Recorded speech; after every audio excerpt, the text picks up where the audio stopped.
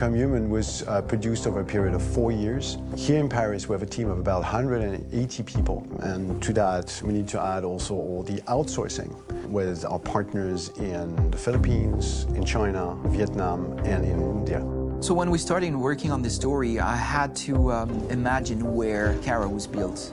And for whatever reason, the city of Detroit came very quickly to my mind because it had already an incredible story by itself of history and themes.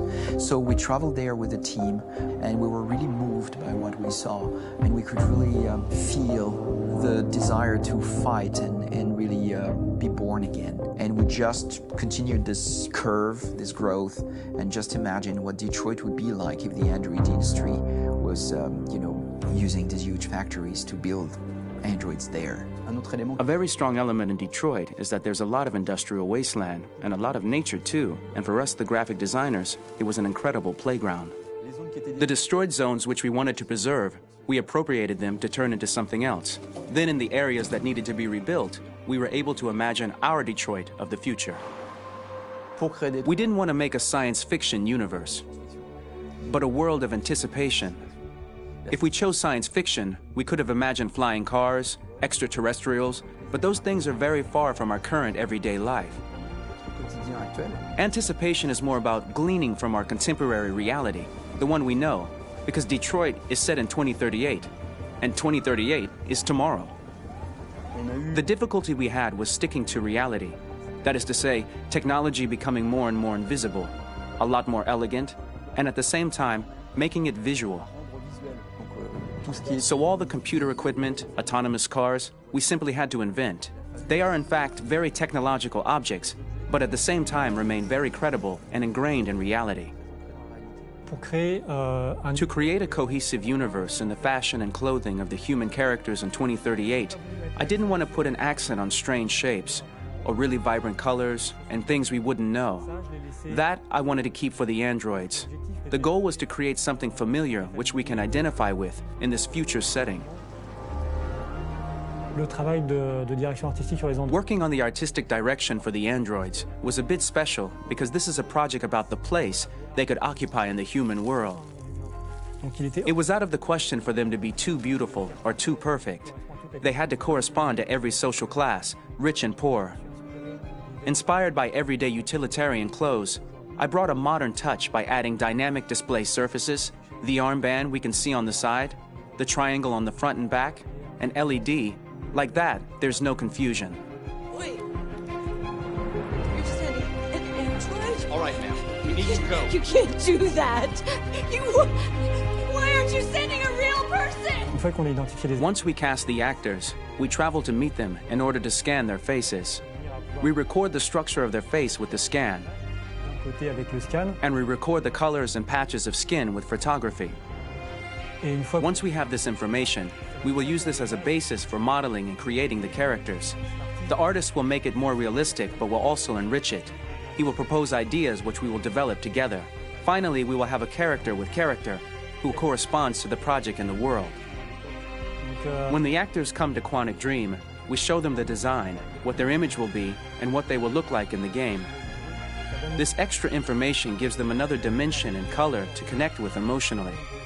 It helps them think about how to play their character. Your mission. That's all you care about, huh? You should consult a professional who can help you. Beat it, you hear me? Get the hell out of here! So there are 3 types of shoots at Quantic Dream. Shooting and performance capture, where you capture the whole actor, his voice, his face, and his body. These shoots are obviously done with American actors because the game's original version is in American English. After that, there are the body-only shoots, representing around 250 days of filming, while the performance capture is 100 days of filming. Now, body-only shoots, there are 2 types. There are the action shoots and the technical shoots, which are mokit shoots. Mokit is when the player controls a character on the screen, and he moves in an environment to explore it.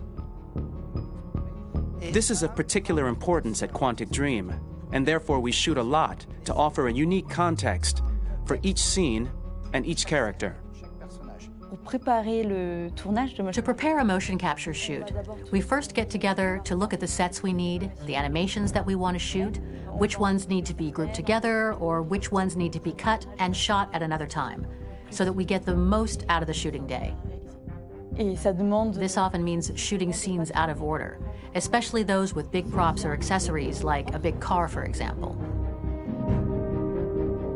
So we shoot all the animations related to that particular prop first.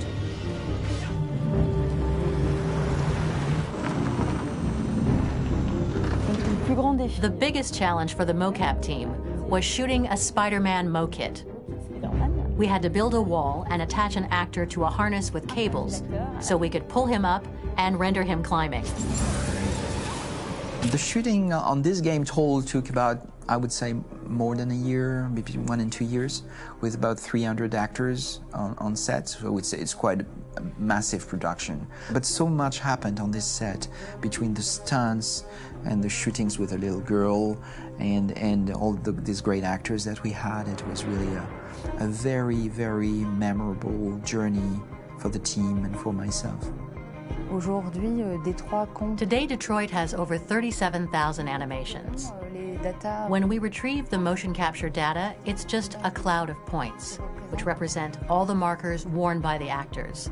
From this cloud of points, we have a phase called retargeting, which gives us a skeleton. This skeleton will be applied to the characters of the game.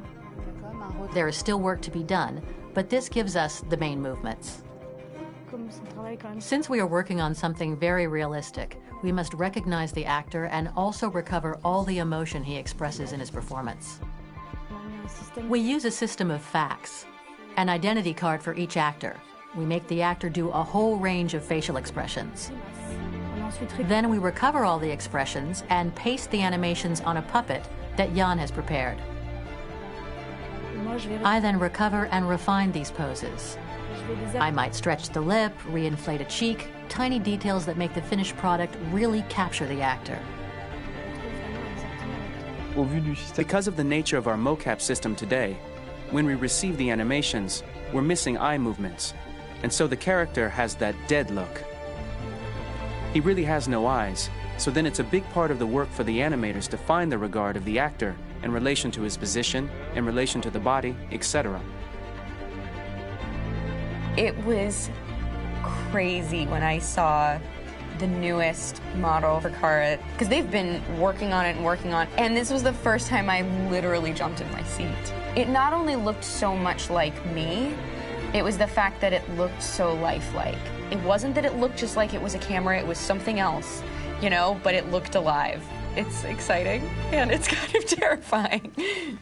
Game after game, we learned the rules of optics and filming, and our goal with Detroit Become Human was to have cameras that would actually emulate the optics of a real physical camera. So basically dealing with real-world imperfections was our main task, and just to make cameras look as real as we can. Once the animations are shot and processed by the animation department, integrated and polished, we film them. That is to say, we really do a mise en scène, as in cinema. The real difficulty of our job is to know if these cameras are telling us something. Are they in the emotion of the scene? Do they describe exactly what the action must convey, what must be felt? The most important challenge for me was one of the final scenes where Marcus decides to start the revolution and go to the battlefield. Very quickly, we imagined this to be a huge sequence shot. We wanted the feeling of a cameraman running behind us while showing Marcus, the androids who help him, the person shooting at us, etc. Above all, it was necessary to say to oneself, this scene is very violent but does not glorify war. On the contrary, that war is something improbable and absurd.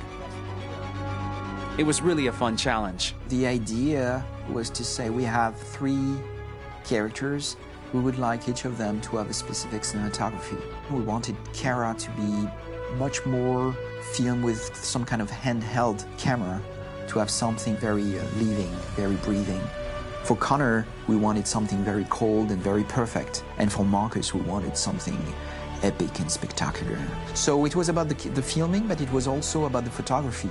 So we worked with a director of photography to give each character a different lighting, different key colors. Each of them would have their own worlds. And finally, we worked with the composers, so they would create a specific sound for each character, so each would have his own world and his own style.